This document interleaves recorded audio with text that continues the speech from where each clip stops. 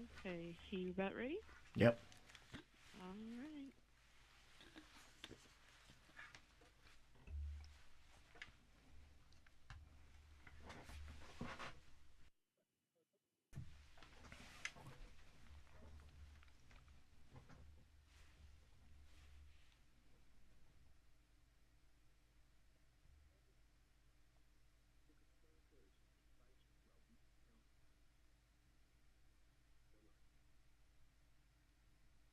All right. In five, four, three, two. Well, there's lots of questions going on in regards to the IPS referendum, what it means, what they are asking Indianapolis Public Schools, and the request for charter schools to get a bigger portion of that funding that comes from the referendum. I believe we're asking the wrong questions. On tonight's Concerned Clergy radio show, we're going to talk about just that, the IPS referendum and the effect that charter schools is having on the educational system. And there's a question, but I have an answer. Should there be a moratorium on charter schools? And I'm going to go ahead and answer that right now. Yes, I believe there should. And we're going to state the case on tonight's show. And feel free to listen in. And if you are able to, you can call in 317-239-1310.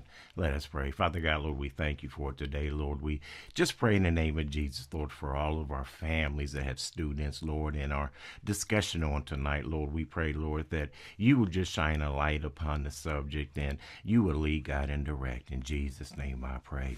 Amen. Well, I'm Reverend Tony Alexander, and I am glad to be with you on tonight. And once again, the question on the table is, out of the funding that that IPS is asking for the referendum, charter schools are asking for a larger portion. Keep in mind that charter schools began with the thought process that they were going to be privately funded, that they would not need to have public funding because of the fact that they would be able to better educate children with private funding and be able to show results that indicate that the charter school system is better and more effective. But the question is, now that charter schools are asking for more of that funding, what exactly is their basis for that? What should they what should they get more money? They are touting that they are a public school. Charter schools are have come together and said that they are public schools, and they are saying that so they have a right to the funding. What is the what's the real thought behind this? A few years ago, when IPS had the previous referendum, I'm not sure what year that was, but that's when Superintendent Farabee was the superintendent. The referendum passed. At that point, there was a concerted effort that included the Indy Chamber of Commerce to assist the public outreach when it came to the referendum. They were lockstep together in regards to the messaging. The chamber had put forth lots of dollars towards the messaging, towards gathering information, data, reports, and once again getting that message out. But now the Indy Chamber has said that they are not in favor of another referendum as it is, unless charter schools get more money. And that's where we're at on tonight. The question is it as simple as charter schools are public schools and they deserve money? Is it that simple? I don't think so. And I think as we walk through and we kind of dive more into detail as to exactly what the charter school system is, we'll talk about the effectiveness of the charter school system. And the question on the table, once again, is should we have a moratorium on charter schools? So that's what we're going to talk about. Feel free if you have any questions or comments, you can call in to the radio station 317-239-1310. You can also comment on our Facebook page as well. We're going to be talking about this for this hour, and then after this hour has completed, we're going to have the after show, which will continue on Facebook Live, in which we're going to have Representative Robin Shackleford. She's going to join us, and she's going to talk about her candidacy for the mayor for the city of Indianapolis. So we're going to hear from her. Once again, that will be at our 8 o'clock hour. So we do invite you to stick around. Radio 1 audience, you can just catch us on Facebook there, Antonio Tony Alexander, and that's where we will have Representative Shackleford. But right now, we're talking about charter schools.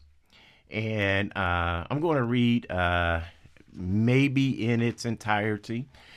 This is a statement that has come from IPSCC, the Indianapolis Public School Community Coalition, who has in the past been lobbying for the students and the families of IPS, and has come out in support of Superintendent Alicia Johnson's stance that that she believes, and she has stated, that IPS should keep that funding, that IPS needs the resources, every cent for which they're asking.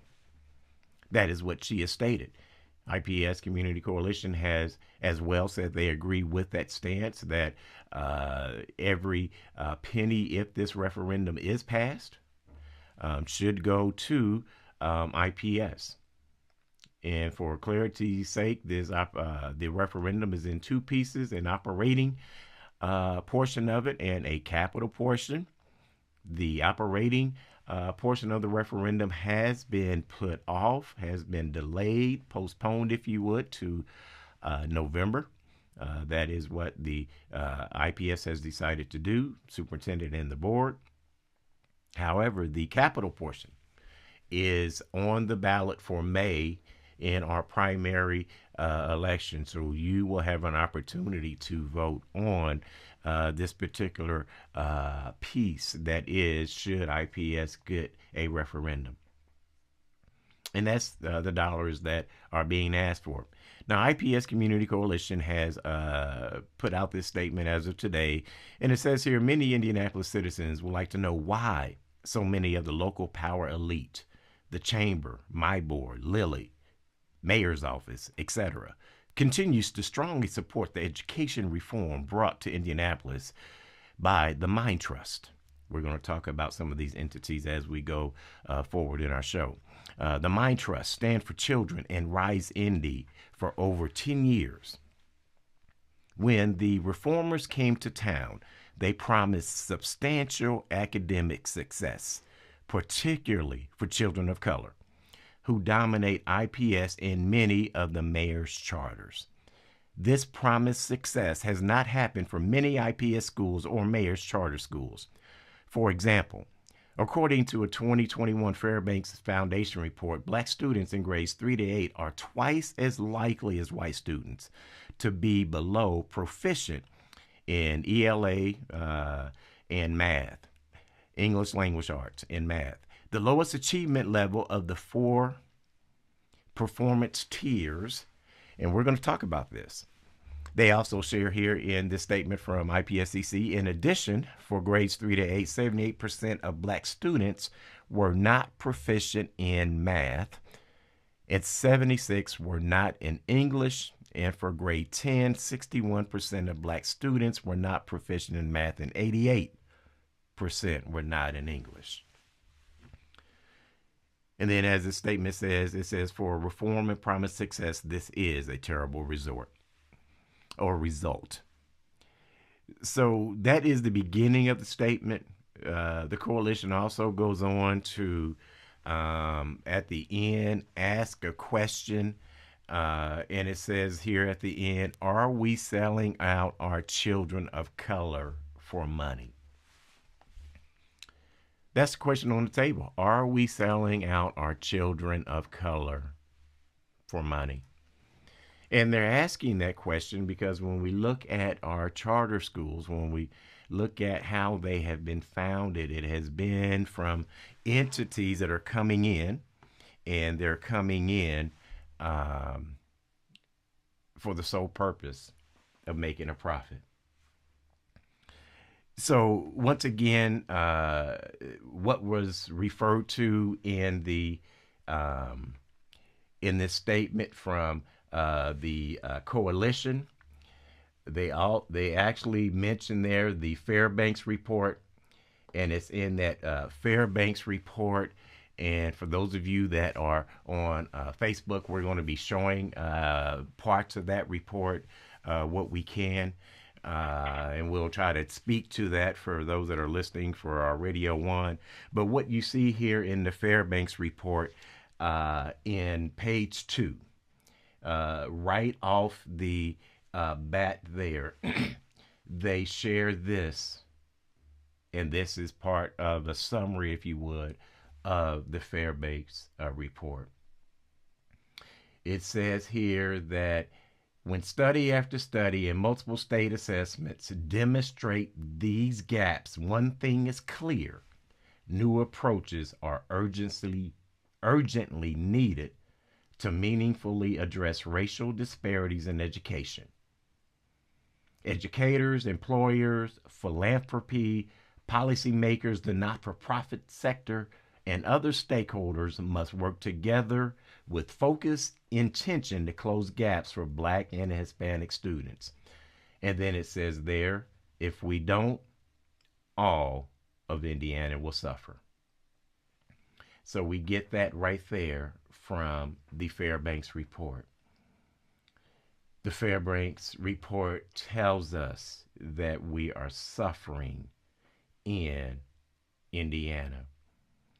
The Fairbanks report says on that same page there, for all the attention around the challenges in education, the problem is getting worse. The report says new data indicates gaps in education outcomes between Black and Hispanic students and their white peers. It says here those gaps have widened due in large part to the pandemic. So we already had a great feeling that there was a divide in education between our African American and our Hispanic students, with that of our white students. And now we're finding, and we've been vocalizing, that the pandemic has not helped that cause. Well, we see here that in this report, it tells us that there is a gap. When you look at this report also, this report goes on to share that data that the coalition had been speaking to. One point of emphasis that this report brings is that 70% of Black and Hispanic students attend low-performing schools. 70% versus 36% for white students. It's telling you there that the quality of the education is not the same. On that same page there, on page 6, they say recommendations that Fairbanks is offering is to increase the racial diversity of teachers and administrators, and to also develop programs that will retain them. Now, the question is, when we look at the state of legislation as it's going now in our legislative session in Indiana, how can we increase racial diversity of teachers and administrators? We're doing things such as having anti CRT discussions when they really don't apply in this portion of education. How are we keeping our teachers when they're under threat of being prosecuted? We cannot do that with legislation as it stands. We look at page 7 on this same report. This is the Fairbanks report. This Fairbanks report, and this is what was alluded to once again from the IPS Community Coalition, is that when we look at the college ready SAT scores, only 22% of students, of black students, minority students, pass. That is the reading and the writing portion, and only 8 pass the math portion, compared to 55% for reading and writing for white students versus 34% on math for white students. We have a huge gap. So when we ask the question, what should we do with referendum dollars, when we're asking ourselves the question of, should charter schools get this money? We have to ask our question, what data are charter schools bringing to the table? Keep in mind that IPS had a Rebuilding Stronger campaign. IPS brought this campaign. They had to do their Beyonce tour, going to the neighborhoods, talking to parents, sharing it with the community, going on public airwaves, making statements on public airwaves, having an outline of that plan. IPS had to present a lot of data. So if charters are wanting a piece of the pie, then the question we ought to be asking is, charters, where's your data and where's your Rebuilding Stronger plan? Where's your plan? Now, I'm not here to be critical of the plan for IPS or to glorify the plan for IPS. I'm here to state that there is a plan for IPS. They're stating why they're asking for the dollars. They're stating what they're going to do with the dollars. They're stating what they're going to do for pre-K students, what they're going to do for K-5 students, what they're going to do for middle students, what they're going to do for high school students. They are drilling down to the particular grade groups, and they're saying, here's what we're going to do. With the referendum dollars that we're asking you, the public, here's what we're going to do. They talk about special education and special needs. We have a plan.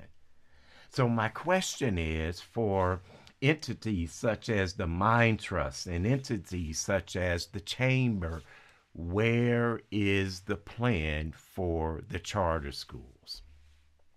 How come we're not having the charter school as a group? Why aren't we having them, if they're going to get this funding, why aren't we holding them responsible for bringing the information, for bringing the current data, for mentioning and if they're going to tout the greatness for academics, show us the grades. You're talking about salaries, show us your salaries. For the chamber had an extensive report the first time around with Superintendent Farabee. Now that you have opposed IPS, where is the extensive report for the charters?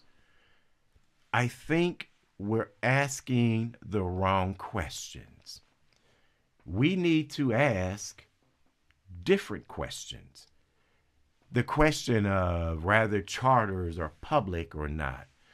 The question of whether the students that are in our neighborhoods the same deserve the same dollars is not the question we need to be asking. We need to be asking, should we put a moratorium on charters so we can revisit, so we can look at the data.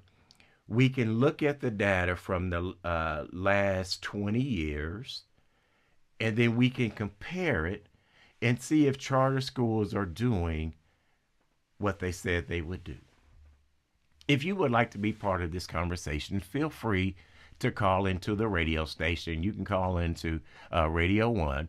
The phone number is 317 239 1310. We invite you to do that. You can also comment on Facebook. Your comments, we've got them in the feed. But once again, if you'd like to be part of the conversation, feel free to call in 317 239 1310. 317 239 1310. You're listening to the Concerned Clergy Radio Show on AM 1310, 92.7, and 95.1 FM, The Light.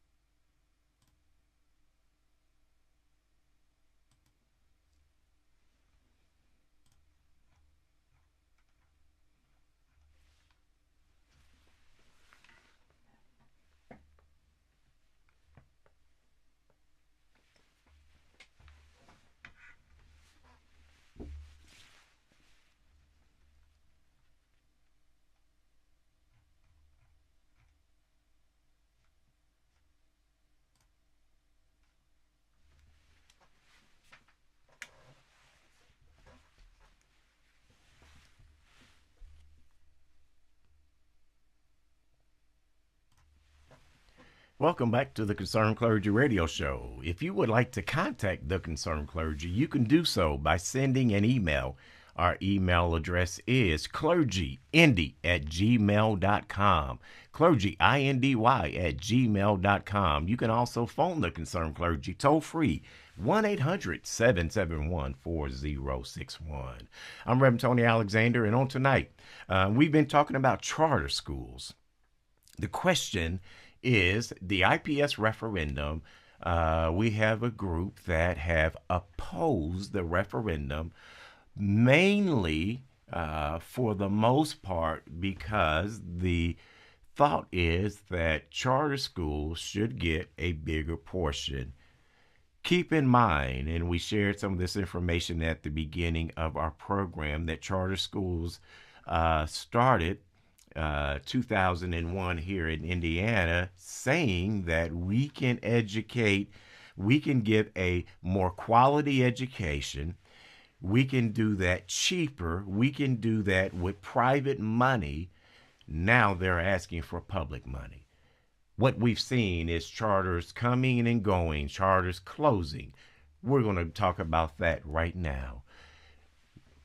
I also mentioned early in the show that we're asking the wrong questions. We're asking questions such as, do charters deserve money because they are public schools? Well, I think we're clouding the issue. If charters are going to ask for any funding, they should have to come to the table just like IPS did with all of the data that IPS shared. They should come and do as much as IPS did to educate the community. Once again, I'm not criticizing the plan nor glorifying the plan. I'm stating the differences, and at least IPS did present the plan.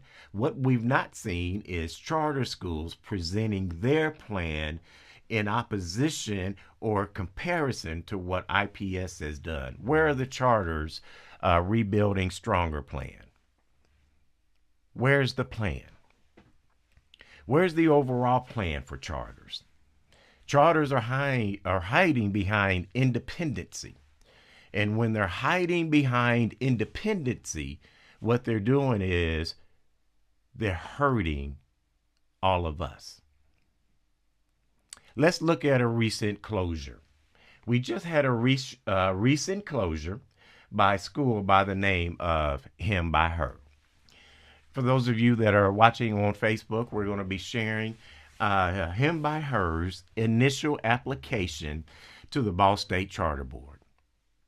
Here's the application, and I want us to note certain things. So here we have Him by Her. Once again, Him by Her, for those who may not know, closed just or announced their closing just before the holidays. So the announcement was made just prior to the holidays. What that meant was parents, rather than worrying about what normally happens during Christmas time, now they had added stress due to the fact they had to figure out, what am I going to do with my student or students that will be moved in less than 60 days. So here we have what we have is a stress. It can add to trauma that we have placed on the families due to the closure. This isn't the only closure, but here's what we're going to talk about right now. Him by Her. And once again, we need to be asking certain questions, and we're going to get to those. So we have Him by Her.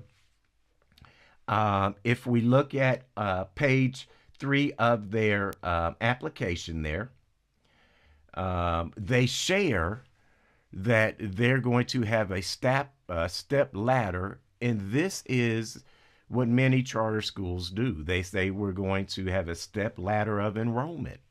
We're going to start small. We're going to build up. Him by Her did nothing different. This is what's common for charters. What issue do we have? One of the issues that we have is we have so many charter schools popping up. It's just like restaurants popping up, where everybody's not going to eat every restaurant. Look at what we're seeing now. We're seeing food deserts. Why? Because we have restaurants that once opened, they've now closed. We have education deserts because we have schools that were once there have now closed. This is an example of what a typical charter application will say. This says planned opening is year 2021. This is only year 2023 and the school's already closed.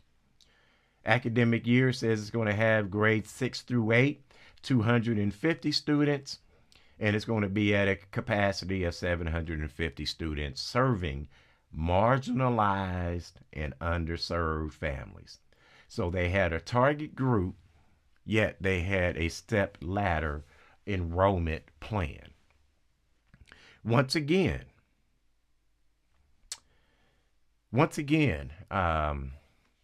That was their plan. Now, I do understand that we have callers that are asking questions. We're going to talk about that. Why are they closing? Why did him by her close? Why did him by her close right in the middle of the school year? Why are they closing? That's a good question. If you look at the reporting, and there's reporting out there, you'll see that the reporting is that they're closing for lack of funding and lack of enrollment. They're also closing for another reason, callers. Once again, we have so many that are popping up. Also, in the him by her application, why are they closing? It's because of how they're founded. Look on page 6, and once again, this is the him by her application. Here is what it tells us. Him by her is a not-for-profit 501c3. It tells us that him by her was founded in 2014 by H.C. Dunn III, a homicide detective with IMPD, the Indianapolis Metropolitan Police Department, along with his wife, Michelle Dunn, to improve the life skills and economic prospects of at-risk youth and adults. And then it goes on to give the name of him by her. What did you notice was missing?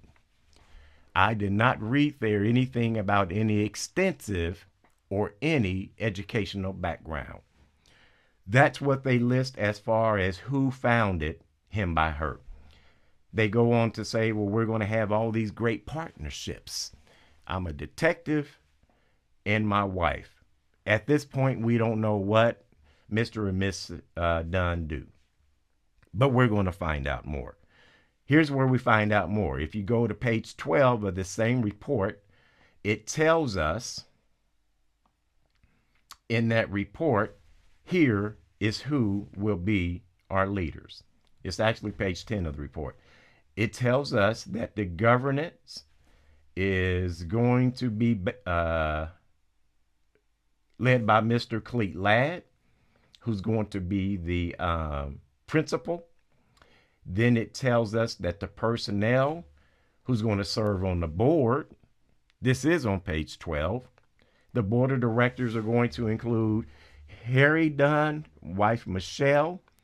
Once again, it tells us Harry Dunn brings leadership, entrepreneurial experience, facilities management experience, expertise regarding the adult and juvenile criminal justice system. It does not say anything about education. That's who our leader is. Michelle Dunn, wife of Harry Dunn, an investigator with the Indiana State Police who also has experience with foster care. Also an accountant. Michelle Dunn has ensured that the foundation always stays fiscally compliant. The Honorable John Bartlett, Indiana State Representative. Diana M. Daniels, Executive Director of Indiana Council of Educating Children of Color. There's an educator. We have Terrence Bogan, brings direct financial experience to the board. We have Sports Director Dave Calabro. We have Jason Gardner, a former basketball player. We have Greg Gatson, a longtime attorney. Keith White does have some education experience as an assistant principal in other alternative high schools. So if you want to know why they fail because the foundation is weak. That is not a foundation that is conducive to a future in education for our students. We have to go to a break. We're going to talk more about what's going on with charters. And the question, I understand that we have an anonymous caller who asked this, is why that they're closing. But if there's more that have questions or comments, feel free to call in. 317-239-1310. 317-239-1310. You're listening to the Concerned Clergy Radio Show on AM 1310, 92.7, and 95.1 FM, The Light.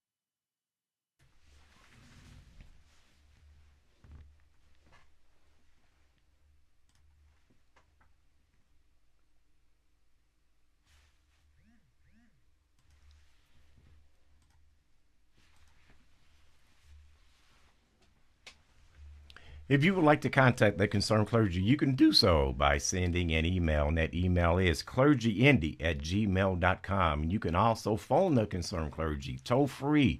That is 1-800-771-4061. 1-800-771-4061. Well, we have been talking about the IPS referendum and the fact that charter schools, or there are those that are supporting charter schools, getting a larger portion or a big portion of that funding that IPS is asking for. Early on in our show, here's what I outlined. I outlined that there should be a question on the table. And the question is, instead of should charter schools receive the money because they are quote unquote classified as public schools, the question should be, should charter schools have to come to the table and bring the same data and information that's required from IPS? As of now, charter schools are not required to report as IPS is. As of now, we have IPS that has spent time and energy. Once again, I'm not criticizing the plan nor glorifying the plan. But IPS, the superintendent and the board, has spoken out as to what they are going to do. We saw their plan outlined what they were going to do for each grade group. Where is the overall charter plan? IPS is coming to the community saying, we're asking for dollars and here's why. Here's what we're going to do. Now, you can weigh what you think about rebuilding stronger. That conversation is a second conversation, a totally different conversation. But the question is, we can't just say, well, we say that charter schools are the same, so we just should give them money.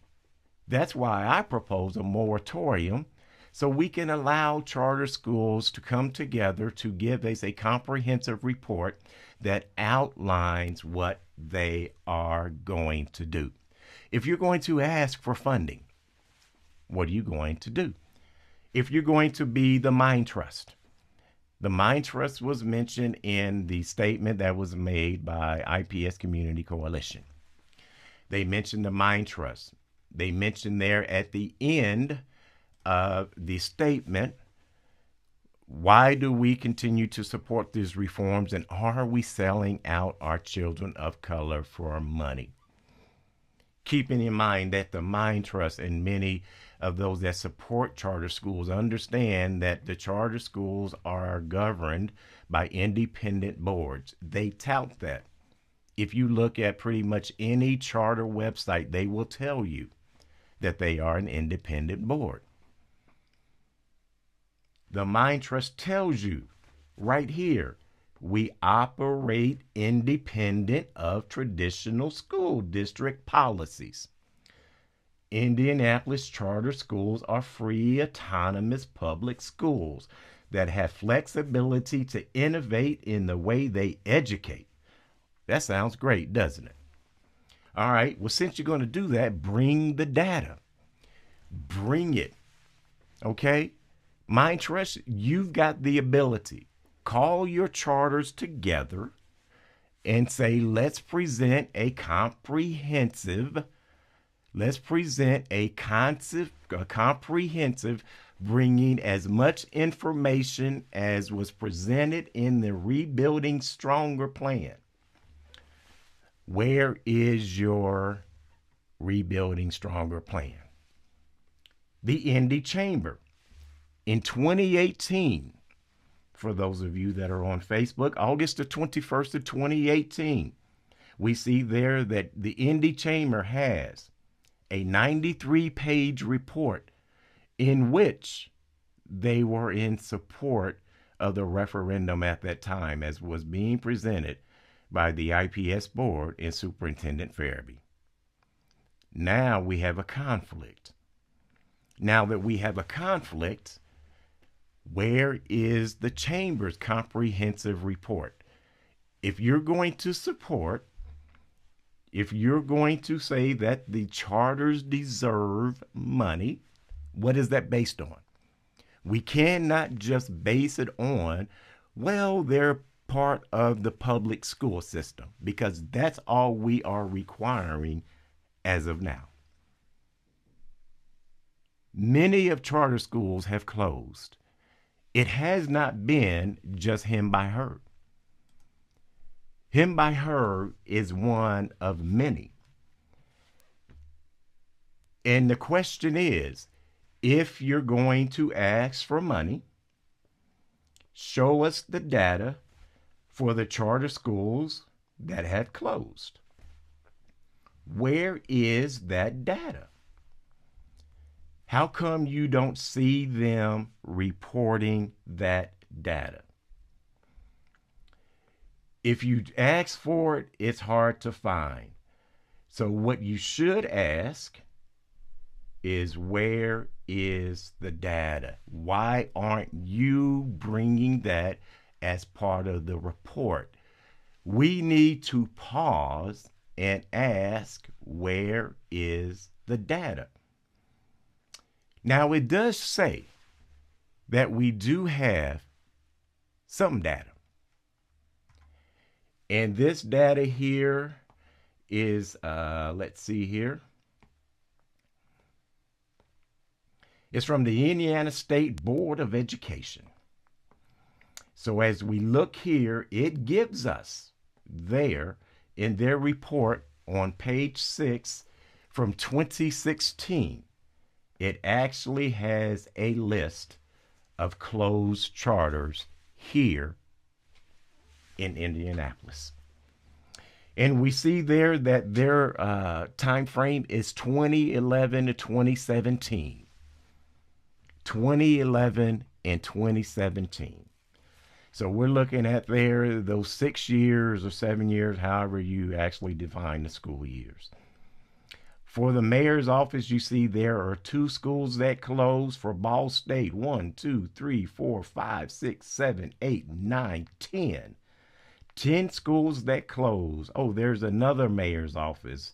There's a Trine University, 2 more Indianapolis mayor's office, 3 more Ball State University, another Indianapolis mayor's office, Lafayette School Corporation, another Ball State, another Trine. 1, 2, 3, 4, 5, 6, 7, 8, 9, 10, 11, 12, 13, 14, 15, 16, 17, 18, 19, 23. And I'm sure I probably missed at least one. That report was from 2016. All of those schools closed final year of operation, 2011 to 2012. That school year, 2012 to 2013, 2014, 2015, school year ending 2015 to 2016. So those years, over 20-something charter schools closed. And I have to say, we have to ask the question, is that destroying our charter system? Is it destroying our charters? Is it destroying our educational system? We have this data that's been provided by Fairbanks. They've shared how it's been inequitable, how there's such a poor academic reporting that's coming. We don't even have those reports that are required from the charter schools. And the question is, where is your data? You need to come in. Here's why we need to have a moratorium. Because we need the data so we can evaluate. So we can evaluate what's happened since 2001 to now. Why is it if we had 20 that closed between 2011 and 2017, we had roughly 25 that closed. Think about the disruption of those families. We have to ask the question, where are those students? We have to ask the question, what happened to their grades? We have to ask the question, did we track them? We have to ask the question, Indiana State Charter Board, are you keeping track of them? That's why we have a moratorium. We have a moratorium so we can identify and we can answer effectively whether or not charter schools should get the money that they're asking from IPS.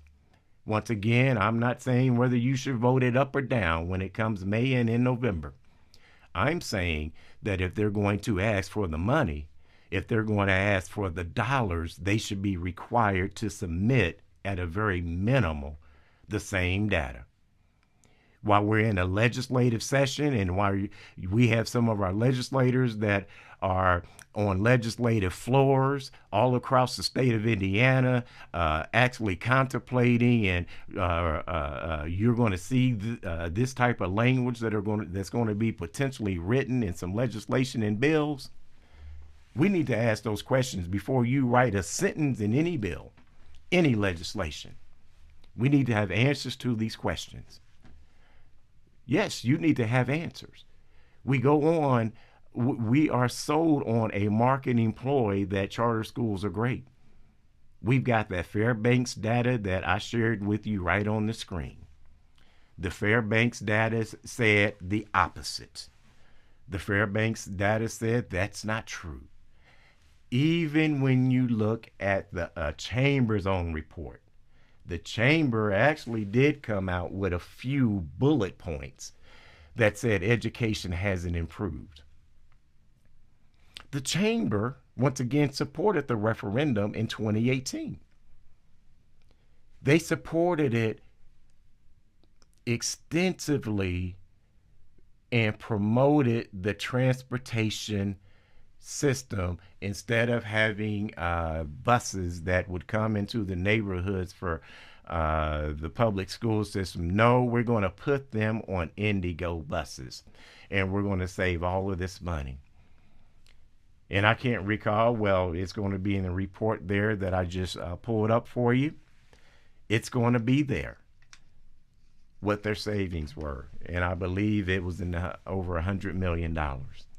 So, okay, Chamber, if now you're going to oppose and you're going to promote that we give that money to charters, one, what are you going to give it to them for?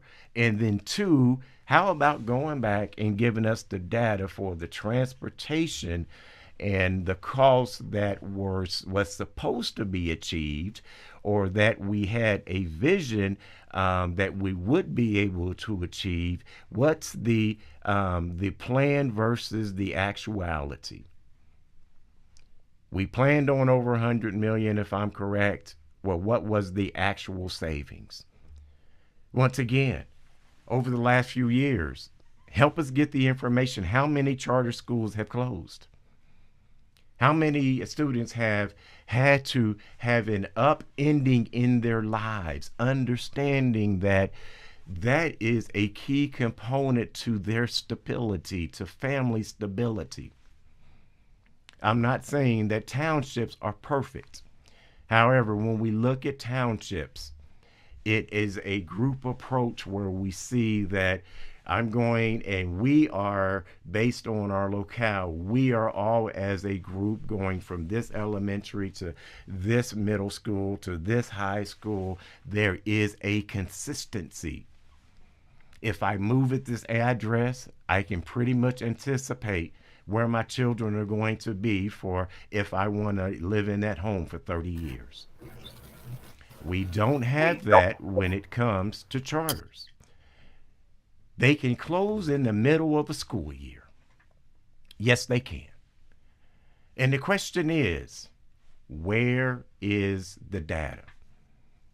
Now, we know that we've had 23, listen to that, 23 in that between 2011 and 2017. What we didn't have was the data before 2011. What we don't have is the data after 2017. So yes, the question on the table is, should there be a moratorium? And I'm going to say the answer is yes.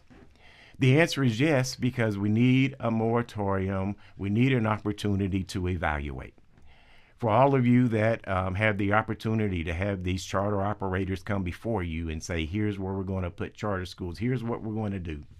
Remember, they all have the same plans. We're going to start small and we're going to grow. That means they're going to take students from some other school, and what's going to happen? as they're taking students from other schools, one of those schools is going to have to close. What's that equal to? Another disruption. Where's the data? When our students are disrupted and our families are disrupted, where's the data? Do their grades improve or not? Based on the information we've shared from Fairbanks and all the information that we get from every other entity that provides information when it comes to academics and education here in Indiana, we see zero improvements. So we can say over almost 25 years, we have gone backwards. Why do we need a moratorium? We need to ask some tough questions. Honestly, they're not that tough. IPS is asked to report. They're asked to report on a regular basis. Here's what we're doing in all our schools. Here's what we're giving our janitors. Here's what we're spending on light bulbs. Here's what we're doing here, there, education. The charter schools should be required the same. We're not asking anything different. I'm not asking anything different. You shouldn't ask anything different. Then you can evaluate whether or not you're going to give them the money. Where's it going to go? You have to ask, well, wait a minute. When you moved into here in Indiana, you told us that you were going to sustain yourselves. It's like two children moving into a house. And the parent says, I will sustain the both of you in that house. The parents are the community. The two children in the house are, you have IPS and charter schools. The parents say, we will sustain you. The charter schools say, no, we're too big. Hey, I can get my own money. I can go on my own. I'm going to move. Charter schools move. Okay, one of the siblings move. And then all of a sudden, no, I see that you're giving my brother money or my sister money. Charter school say, yeah, I see you're giving them money. I want a piece of that too. Well, wait a minute. I can't take care of, as a parent, I can't take care of both the households. I already said I take care of one. Why do we have to duplicate this? Why do we have to have two of everything? Why do we have to go through this? You said you were on your own. Cool. If you're going to be on your own, help us understand what you need. What are your needs? Where are your needs? Son and daughter, how can we help you? Charter schools, how can we help you? But we can't just help you because you say we need it and we deserve it. It doesn't work that way. We don't just give it to our kids because, yeah, you need it and you deserve it. Responsible parents ask for responsible children. As a responsible community, we should ask for responsible school systems. That includes the charter system as a whole. Bring the information. If you want to provide more, great. But tell us why. Don't just tell us what you're going to do. We also want to know how come the model that you have presented has not worked. I believe a lot of folks in this community have answers. They can tell you that folks coming in from out of town that have no ties to the community are not going to be beneficial. They can tell you that when the teachers that were once unionized and were able to at least lobby together, when you tear those up and you say there is no union and there's no labor agreement, they can tell you. They can tell you when our most experienced educators are now gone, they're either retired or choosing other professions, why they can tell you. They can tell you why it's not working. So here we have an opportunity. And before we spend another dollar, another dime, you can review the IPS referendum on its own. But we have a group that is asking for funding, and they have brought no information, no data to the table. We need your rebuilding stronger, whatever you want to call it. We need to see your Beyonce tour, whatever you're going to call it. Whatever it is you're going to do, where you're going to go and you're going to tell the public, here's what we're going to do with the dollars. That's what we need to hear. So as we are contemplating voting, number one, you got to vote. This referendum, if you're voting, you have to either say yes or no. But you can't just say they deserve it or not. We have to ask those questions. And we have tonight, we have a mayoral candidate who's going to come on and join us. We have Representative Robin Shackleford. She's going to come on. She's going to share what her vision is for the city of Indianapolis. And for those that are on Radio 1, we're not going to be able to have her on Radio 1, but we will be. Will be once again on the Facebook page there, so we invite you to join us there, Tony Alexander. So Radio 1, we want to say God bless you. We want to remind you once again to make sure that you're asking the right questions, and prayerfully, as they say, God willing, we'll see you next week. Be blessed. You can catch us on Facebook with Representative Robin Shackleford. Representative Shackleford, good evening. How are you? 1 second here. Let's go ahead and make sure we got your audio, and we've got you. Okay, great. All right. Thanks for Let me joining make me sure. on this evening. How are you doing? Good. How are you? I'm Let me doing just make sure. excellent. We're just talking about charter schools. We know you're a candidate. You've been serving the community representative for several years. Now you're saying, "Hey, I want to take this hat off, and I want to be the mayor of the city of Indianapolis." With a new position comes new challenges, representative. And this charter school one, it's a Yes. big one. It's a big one. Help us, at least from your standpoint, understand at least where does our mayoral candidate Shackleford stand? So I heard you talking about moratoriums, and I am very intrigued and interested in that concept because I think we have way too many charter schools in those communities of color. So I would be interested in looking into a moratorium for those areas that are oversaturated with charter schools and other schools. As you can see, we don't have a lot of charter schools in those majority Caucasian communities. So for them, they don't need a moratorium. They can actually have some if they want some.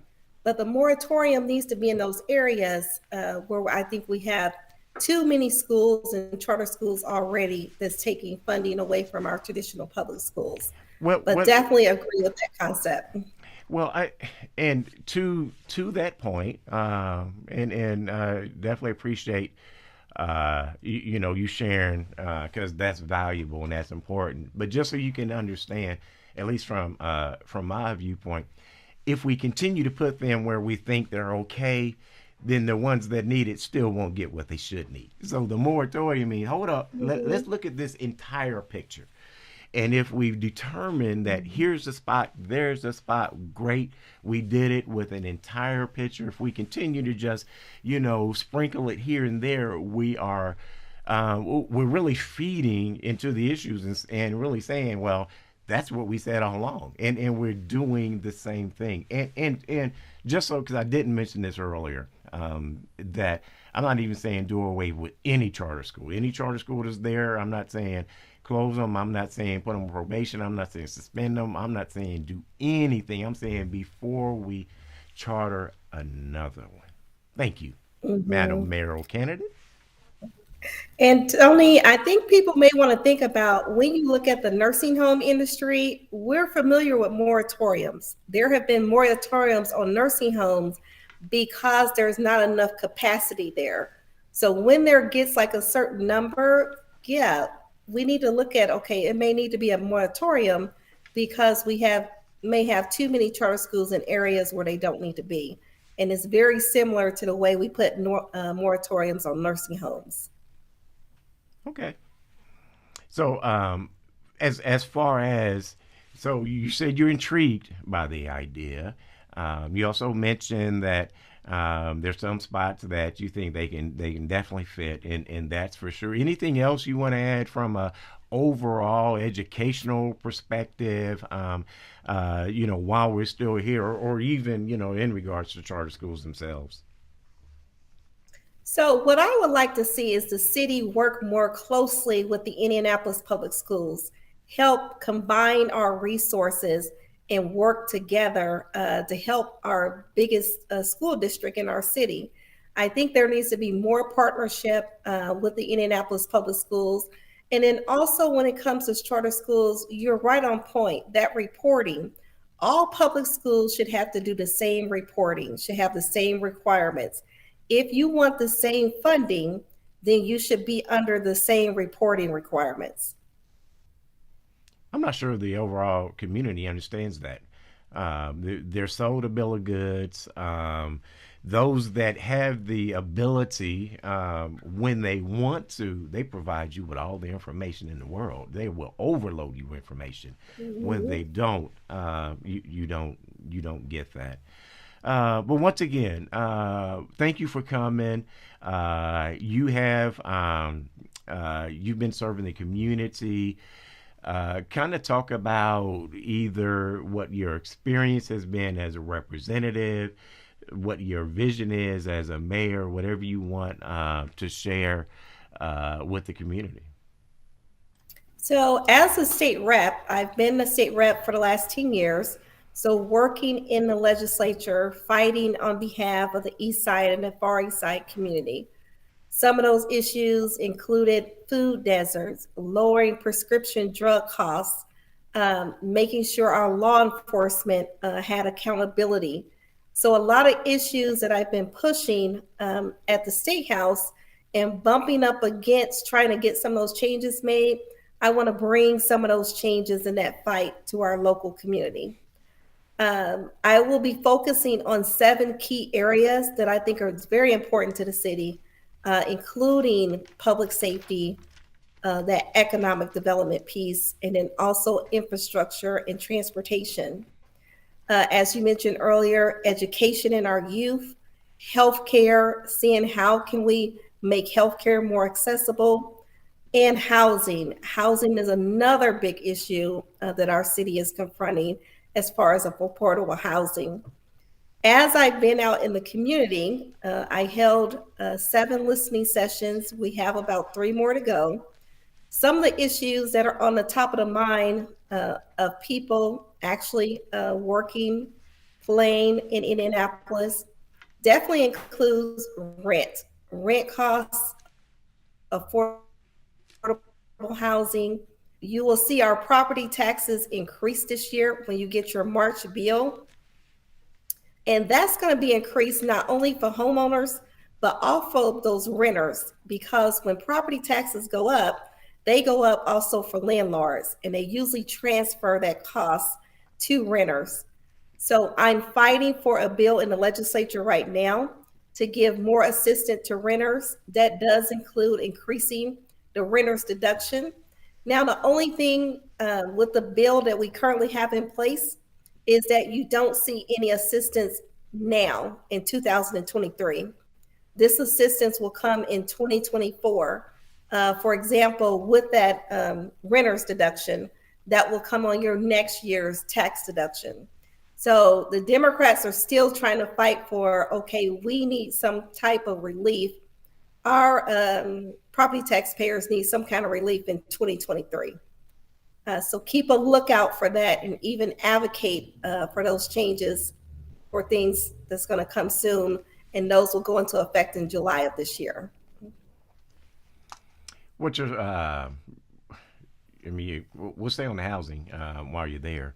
Here, especially here in Marion County, huge deal with out of town investors coming in, raising the prices of the homes. I mean, it's the property taxes.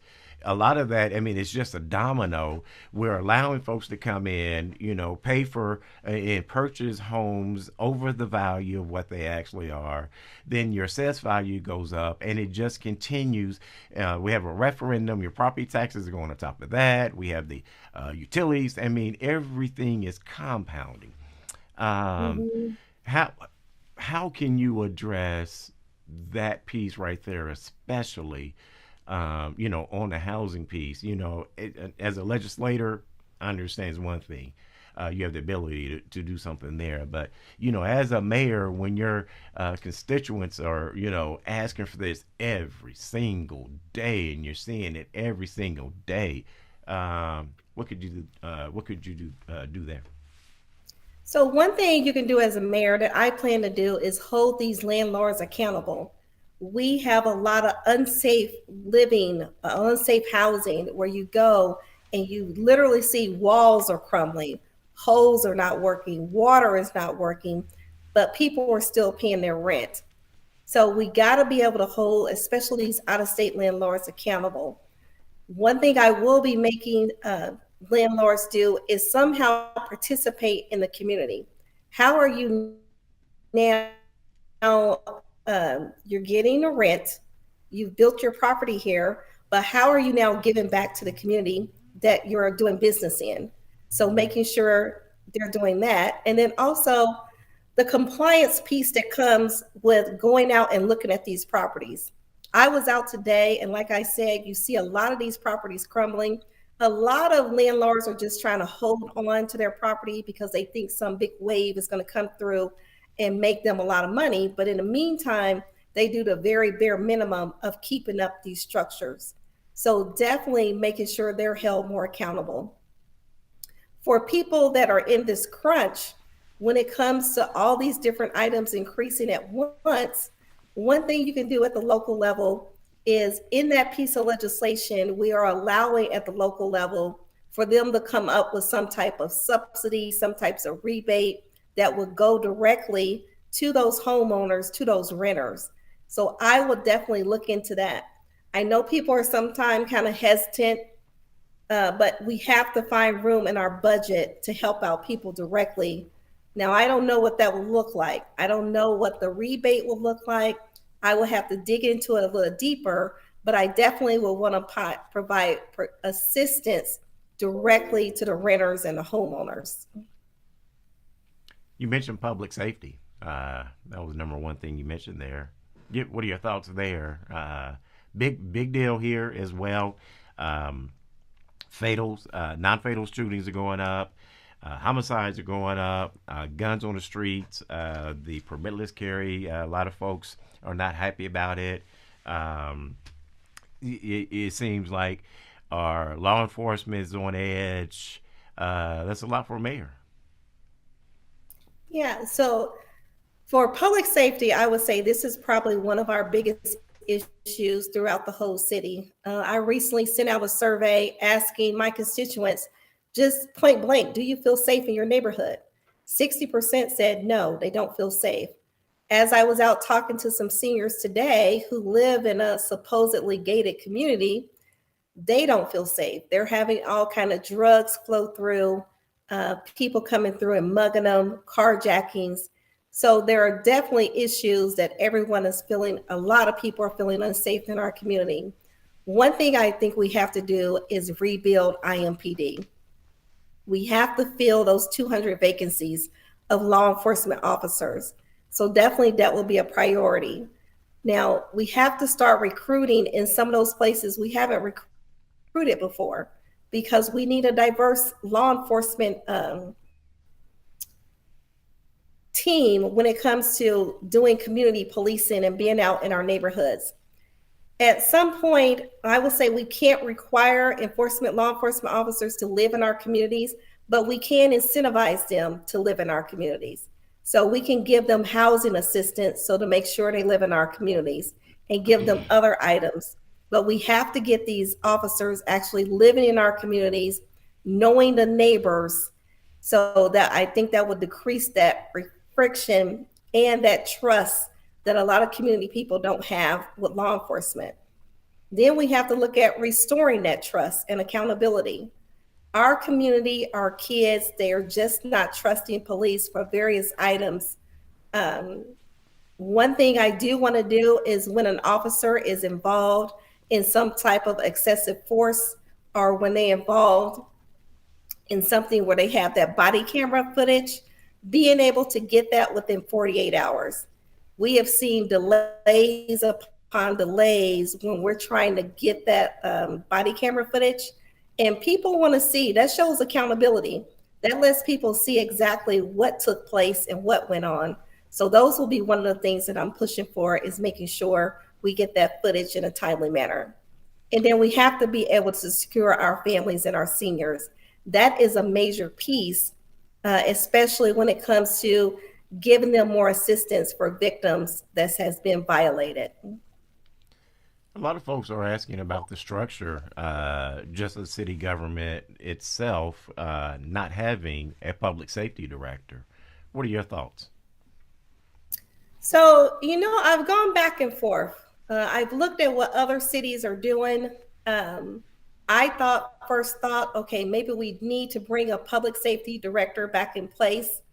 I looked at cities that have taken it off and recommendations that sometimes that just creates another barrier, another layer. So I'm still investigating that because right now I don't know if it's the best to have one or if it's best not to have one. But I do know that if you're not going to have a public safety director, you have to have a strong chief of police. The mayor cannot be the main person, the overseer of public safety, because you will not have enough time. So I'm still looking into how that looks and how that should look. Okay. Anything else on the public safety side? So I will say I'm not giving you all my ideas yet on public safety. We will be releasing my whole platform in the next couple of weeks. So you will see more items when it comes to public safety. There's a lot that can be done, and I think there's a lot that needs to be done. But keep a lookout when we release that platform. Okay. You mentioned economics. We definitely want to talk about economics. A lot of folks are struggling, suffering. We look at, I mean, the numbers in Indiana when you look at the joblessness rate of African Americans, it's always at least three times that of Caucasians in Marion County. I believe the gap's even bigger after the pandemic. Just like the education gap has widened, the economic Mhm. gap has widened. Uh, the mayor has the mayor has a lot of tools at his or her disposal. A lot of folks don't think that those tools are really helping the community at large. Only big corporate, when it comes to economics. So I will say one thing when it comes to economics is we have to be paying everyone a living wage. I will be one of those fighters when it comes to sitting down with businesses, making sure that we're paying people a decent rate that they can live off of.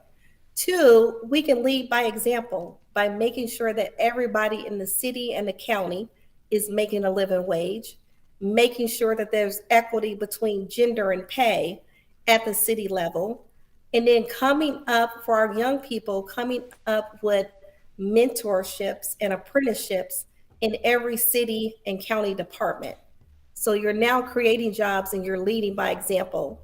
Because when you go out there and you're talking to corporations and you're telling them that they should hire at a certain amount, they should be more diverse in their recruiting, that all starts in house. So making sure that the city is diverse, our employees should reflect the city, and as we're going out there talking to businesses and corporations, we can say, okay, this is what we've done. This is what we've done to increase training and diversity, to also recruit and have a diverse staff, to make sure that everyone can live. Now, we want to make sure that you're doing that. When it comes to development in our city, we have to see a more equitable development, whereas we need to see more development from the outside in versus the inside out. We're seeing more development happen downtown. There is a major tip there that has been utilized to incentivize corporations, but some of that TIF money can actually be used in those outer areas as long as it still benefit the downtown. So what I would like to do is take some of that downtown TIF money and put it in the close surrounding neighborhoods to help develop those neighborhoods and bring in jobs, bring in grocery stores, restaurants, jobs that people can actually make a living wage and bring in those businesses. All right, So those let are just me a couple of items. well let me pause you there because you bring up it's really a hot point. A lot of folks are talking about tip dollars. Should they be spent? Certain areas. I watch, in my opinion, I watch Carmel. It seems like everything they've done is with tip dollars. Um, you mentioned dollars going to an outlining area or kind of define that, because a lot of folks are really interested in knowing, where, what's going to be the focus. Because a lot of folks look now and say, okay, the focus is really, downtown and just around town, downtown. Mhm. So kind of help us, all right, what are you looking at as saying, here's some areas that I think really need that funding? So when you're looking at where downtown is, I'm talking about Martindale Brightwood, over off Dr. Martin Luther King Street, where Flanner House is. Those are areas that are close proximity to downtown, neighborhoods that have been neglected, not neighborhoods that are getting attention like the Near East, but those East and West neighborhoods that are still close to downtown that we need to start developing. We get a comment there in the feed. Sister Sabe says that she appreciates your stance there. So just you get kudos right there. Well, thank you, Sabe. So, all right. On the transportation piece, everything we're talking about, Representative, is really it's key here in Indianapolis, because transportation is a mess here as well, especially when you look at the public transportation. You've got folks, I mean, up and down 38th Street are like, my business is closing, can't get folks in and out of the parking lot. How that's affecting the mayor, has a big piece in that. What are your, what can we do different, especially considering where we are right now? So I would say as we build out that purple line, there was federal funding to help those businesses along that route. You've seen a lot of people purchasing land, coming in purchasing land along that route that they knew the purple line was going to go. We desperately need the purple line. We need to increase bus mobility on the east side and getting people to their jobs. But I think more has to be done for those suffering businesses that are along that purple line. So definitely we'll look at how can we support those businesses as we're building out that infrastructure. I know people have been long awaited for that infrastructure, but at the same time, I sat in on one community group, focus group, especially with seniors, that they felt like that they weren't updated on where the road closures was going to be. How are they now to navigate getting across 38th Street or getting in and out of their neighborhoods? So there has to be better communication to the community when we do these projects, so they're made aware of what that looks like. There was community meetings. Most of them was by Zoom. I attended some of them, but the people in the community, they said we would rather receive a text. We would rather see like one communication location that all the city information is held that we can go to, because right now they just feel like that they're not being included enough and don't know what is going on with these infrastructure projects. Well, but a bigger piece is they are not being solicited. The true voice of the community isn't being heard when these projects are being done. I mean, you look at studies, even such as 38th Street, and it you just look at the street, it's impossible to do what they're trying to do without, expanding the road itself. And if you expand the road itself, what it really needs to be, you're getting ready to be in some businesses parking lot.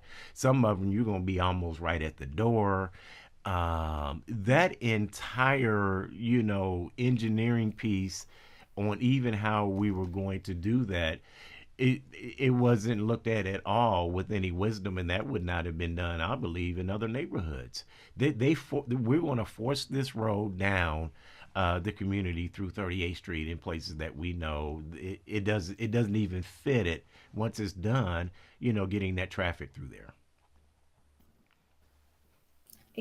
Yeah, and I think you're absolutely right when it comes to getting the true community input. Everyone wanted to see something done to 38th Street. Everyone wanted to see either it totally repaved, see how we can improve our bus system. But I don't know if the community was truly involved in all the decision making and what that should look like. And what was the community willing to give up? were business willing to locate? Were they willing to have the street expand? So definitely need more community input when it comes to these projects. And you're right, when you go to other neighborhoods, there is way more community participation when you're talking about having meetings, having input, going out and reaching out and talking to people to see what they exactly want. And I think that's where it was lacking in our neighborhoods. Well, we hope if there's a Mayor Shackleford, that's one of the first things she does is saying the community's voice needs to be heard on all issues. This community, I'll say definitely feels that, a lot, is being told to. A lot is being shoved down the community's throat. And the community in all the areas we spoke to tonight, Representative Shackelford, the community, I'll say, is disgruntled in each and every one of these issues and wants to see some change. So, our prayers are always with our candidates that that they can be part of that change. Now, if you don't make it as mayor, what are you going to do next? I will continue to be a state legislator. I will continue fighting on behalf of our community. So I All right. won't lose my seat, but you will definitely still see that fight on behalf of our community at the legislature. Well, Representative Shackelford, I appreciate your time. Do you have anything, any closing remarks? Share. You did mention you had some events coming up at the top of our conversation. Feel free, you've got time to share those events. Anything else you want to share? Any closing remarks? Feel free to take your time to go ahead and do that. I appreciate you for taking your time. So I would just close with, as I've been out in the community, people are saying they want more accountability, more transparency from the mayor's office. What I plan to do is put in place a progress report. So similar to what Mayor Peterson did when he came in. So all the promises, all the vision that I have, I will report out to the community quarterly or semi-annually on what that progress looks like. And then also develop our website more so it's more transparent of what the city is doing when it comes to contracts, when it comes to federal funding that we're getting. None of that is currently on the website. So I want to make sure there is a transparency piece built into our city's website that people can go to and see where that funding is going and who's getting it. All right. How can they get a hold of you if somebody wants to get a hold of you? So please visit my website at robin4indy.com, or you can give us an email, shoot us an email at robin4indy.com, or give us a call at 317-759-3433. Representative Shackelford, thank you so much for your time, for sharing. You get a thank you for from our Facebook audience as well, and we certainly wish you the best. And maybe we'll have you back before the primary. Once you get that entire plan outlined, we'd love to hear it. So feel free, get in touch with me, and then we can maybe do that. So we just want to say once again, thank you to Representative Shackelford. For those of you that are our Facebook audience, you hung out with us a little bit longer tonight, but we enjoy being able to bring our candidates before you, and we'll be bringing some more before you later on in this election season. So all of you be blessed. We'll be looking to seeing a President Green as well next week. So everyone have a great evening. Representative Shackelford, thanks again. Good night. Thank you. Bye.